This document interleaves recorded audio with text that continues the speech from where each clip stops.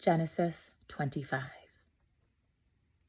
Abraham took another wife whose name was Keturah. She bore him Zimran, Jokshan, Medan, Midian, Ishbak, and Shua. Jokshan was the father of Sheba and Dedan. The son of Dedan were Asheram, Letushim, and Lemiam.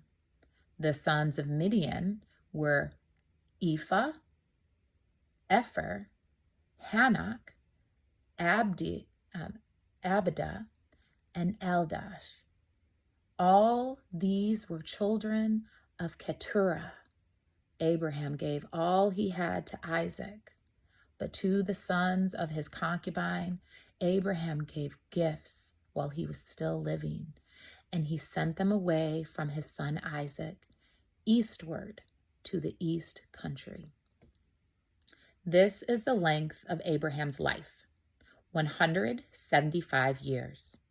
Abraham breathed his last and died in a good old age, an old man full of years, and was gathered to his people. His son Isaac and Ishmael buried him in the cave of Machpelah in the field of Ephraim, son of Zohar the Hittite, east of Mamre, the field that Abraham had purchased from the Hittites. There Abraham was buried with his wife Sarah. After the death of Abraham, God blessed his son Isaac, and Isaac settled at Beer Lahai Roi. These are the descendants of Ishmael, Abraham's son, whom Hagar the Egyptian, Sarah's slave girl, bore to Abraham. These are the names of the son of Ishmael, named in order of their birth. Nabrath, the firstborn of Ishmael, Kedar, Abiel, Mishpiam, Mishama, Duma, Massa, Hadad, Tema, Jeter, Nephish, and Kedemah. These are the sons of Ishmael, and these are the names by their villages and by their encampments, 12 princes according to their tribes. This is the length of the life of Ishmael, 137 years.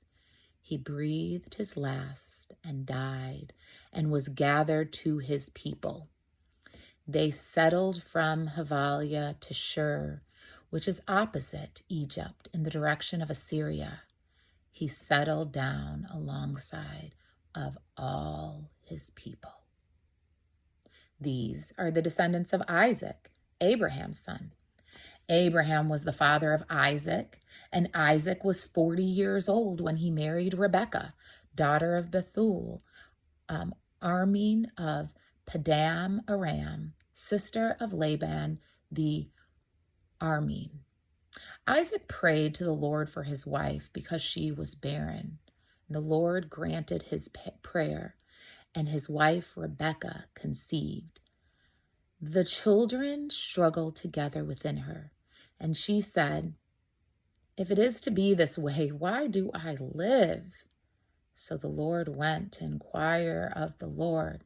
So she went to inquire of the Lord, and the Lord said to her, 2 nations are in your womb, and 2 peoples born of you shall be divided. One shall be stronger than the other. The elder shall serve the younger. When her time to give birth was at hand, there were twins in her womb. The first came out red, and his body was like a hairy man, so they called him Esau. Afterwards, his brother came out with his hand gripping Esau's heel, so he was named Jacob. Isaac was 60 years old when she bore them. When the boys grew up, Esau was a skillful hunter, a man of the field, while Jacob was a quiet man, living in tents. Isaac loved Esau because he was fond of game, but Rebekah, she loved Jacob. Once, when Jacob was cooking a stew, Esau came in from the field, and he was famished. Esau said to Jacob, "Let me eat some of that red stuff, for I am famished." Therefore, he was called Edom. Jacob said, "First, sell me your birthright." Esau said, "I'm about to die. Of what use is a birthright to me?" Jacob said, "Swear to me first." So he swore to him, and he sold his birthright to Jacob. Then Jacob gave Esau bread and lentil stew, and he ate and he drank and rose and went away. Thus Esau despised his birthright. Now there was Genesis 26. Now there was famine in the land beside the former famine that had occurred in the days of Abraham. And Isaac went to Gerar, to King Abimelech of the Philistines. The Lord appeared to Isaac and said, "Do not go down to Egypt. Settle in the land that I shall show you. Reside in this land as an alien, and I will be with you and will bless you. For you and your descendants I will give all these lands, and I will fulfill the oath that I swore to your father Abraham. I will make your offspring numerous as the stars of heaven, and I will give your offspring all these lands, and all the nations of the earth shall gain blessings for themselves through your offspring, because Abraham obeyed my voice and kept my charge, my commandments, my statutes, and my laws." So Isaac settled in Gerar. When the men of the place asked him about his wife, he said, "She is my sister." For he was afraid to say, "my wife," thinking, "or else the men of the palace might kill me for the sake of Rebekah, because she is attractive in appearance." When Isaac had been there a long time, King Abimelech of the Philistines looked out the window, and he saw himself fondling his wife Rebekah. So Abimelech called for Isaac and said, "So she is your wife? Why then did you say she is my sister?" Isaac said to him, "Because I thought I might die because of her." Abimelech said, "What is this you have done to us? For one of the people might have easily lain with your wife, and you would have brought guilt upon us." So Abimelech warned all the people, saying, "Whoever touches this man or his wife shall be put to death."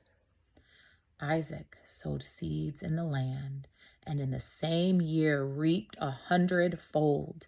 The Lord blessed him, and the man became rich. He prospered more and more until he became very wealthy.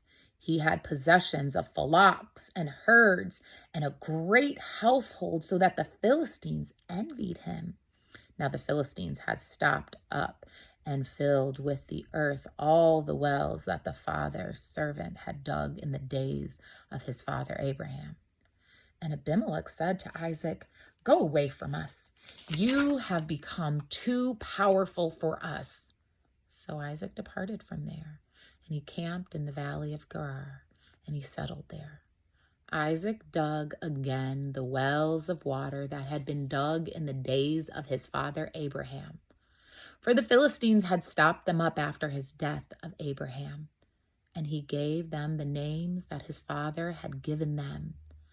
But when Isaac's servants dug in the valley, they found there a wellspring of water. The herders of Gerar quarreled with Isaac's herders, saying, "The water is ours." So he called the well Esek, because they contended with him. Then they dug another well, and they quarreled over that also. So he called it Sinah. He moved from there and dug another well, and they did not quarrel over it. So he called it Rehoboth, saying, "Now the Lord has made room for us, and we shall be fruitful in the land."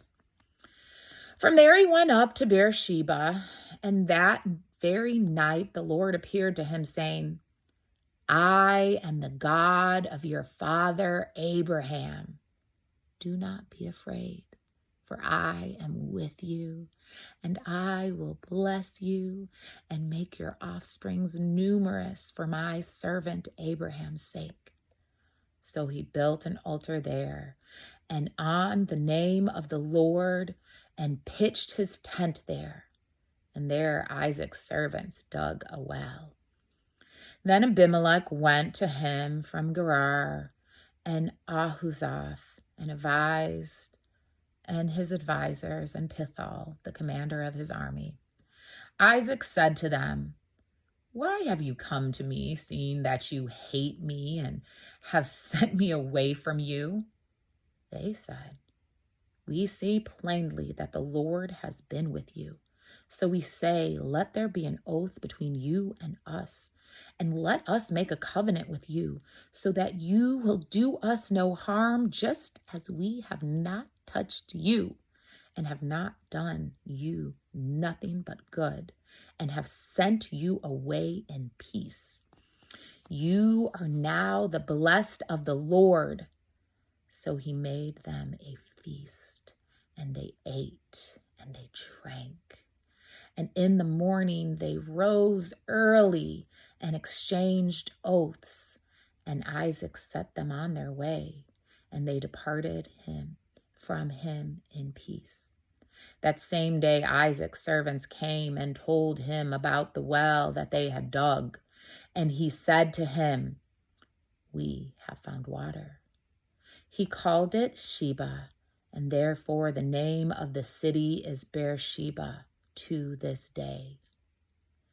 When Esau was 40 years old, he married Judith, daughter of Beeri the Hittite, and Basemath, daughter of Elon the Hittite. And they made life bitter for Isaac and Rebekah.